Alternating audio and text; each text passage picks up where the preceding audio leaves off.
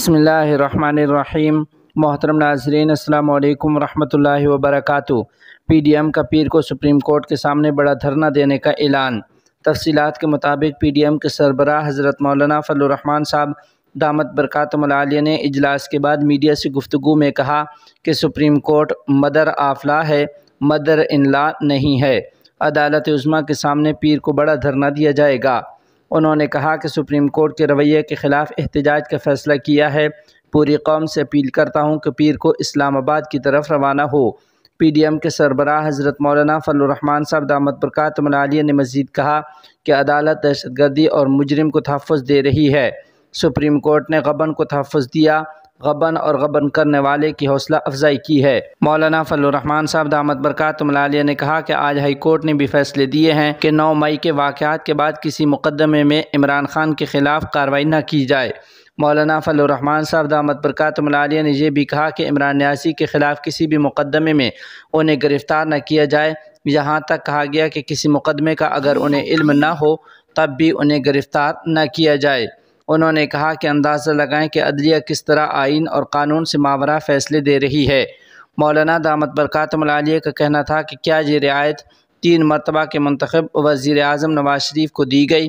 ان کی بیمار اہلیہ کی خیریت معلوم کرنے کے لیے ٹیلی فونک تک نہیں دیا گیا۔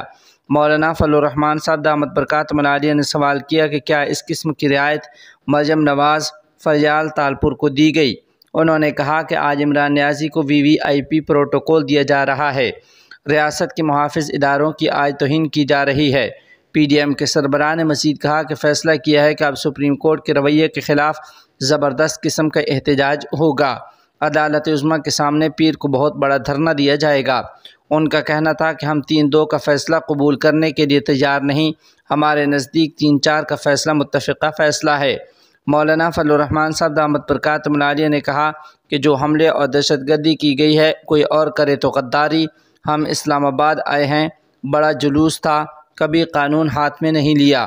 انہوں نے کہا کہ ڈنڈے سے بات کریں گے تو ڈنڈے سے جواب دیا جائے گا، مکے سے بات کریں گے تو مکے سے جواب دیں گے، پتھر سے بات کی گئی تو پتھر سے جواب دیں گے، اور ایسا جواب دیں گے کہ چھٹی کا دودھ یاد آ جائے گا۔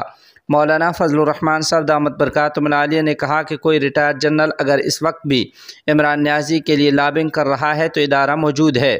پی ٹی آئی کا کوئی شرپسند ہماری صفوں میں داخل ہوا تو اسی وقت پکڑا جائے گا۔ ان کا کہنا تھا کہ ملک کا آئین اور قانون سب کچھ عمران نیازی کے لیے داؤ پر لگا دیا گیا ہے۔ پارلیمنٹ کی قراردادیں بھی موجود ہیں اور آگے بھی کردار ادا کرے گی۔